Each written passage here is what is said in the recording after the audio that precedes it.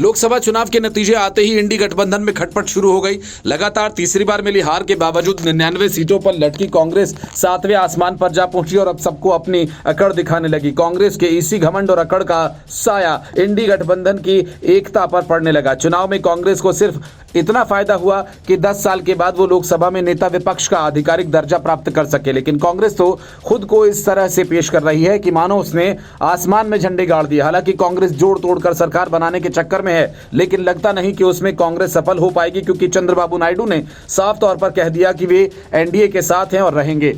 माना जा रहा है कि नीतीश कुमार का स्टैंड भी कुछ ऐसा ही रहेगा, लेकिन सत्ता के सपने देख रही कांग्रेस अकड़ दिखाने के चक्कर में राहुल गांधी ने ममता बनर्जी को इग्नोर कर दिया, जिससे वो बुरी तरह से भड़क गई और राहुल गांधी को जमकर सुना दी। पश्चिम बंगाल में टीएमसी के बेहतरीन प्रदर्शन पर ममता बनर्जी ने लोगों का धन्यवाद किया और कहा कि सीबीआई, ईडी और होम मिनिस्ट्री का अत्याचार सबसे ज्यादा बंगाल में देखने को मिला।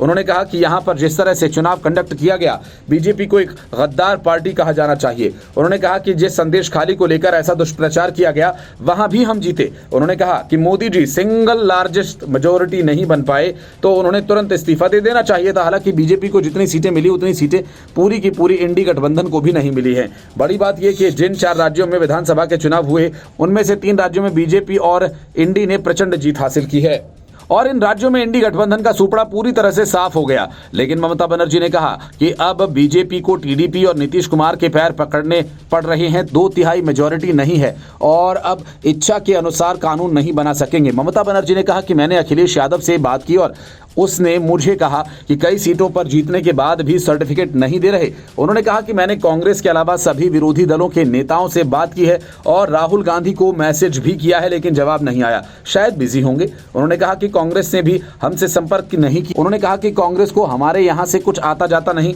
हमने कांग्रेस को कहा था कि 2 सीटें ले लो, यहाँ उससे ज्यादा नहीं जीत सकते। मेरी बात सच हुई ना। कांग्रेस के अधीर रंजन चौधरी यूसुफ पठान के हाथों हार गए, जो ममता बनर्जी की आंखों की किरकिरी बने हुए थे। ममता बनर्जी ने कहा कि मैंने अखिलेश यादव को मुबारकबाद दी। उन्होंने कहा कि उद्धव ठाकरे, शरद पवार, कल्पना सोरेन और केजरीवाल की पत्नी को फोन करके मुबारकबाद दी। उन्होंने कहा कि बिहार में अभी गेम ओवर नहीं हुआ। मैंने तेजस्वी यादव से बात की। ममता ने आगे कहा कि अयोध्या हारे हैं, मोदी जी पोस्टल बैलेट में हारे हैं। इतना अहंकार किसी के लिए अच्छा नहीं। Bureau report, news of India.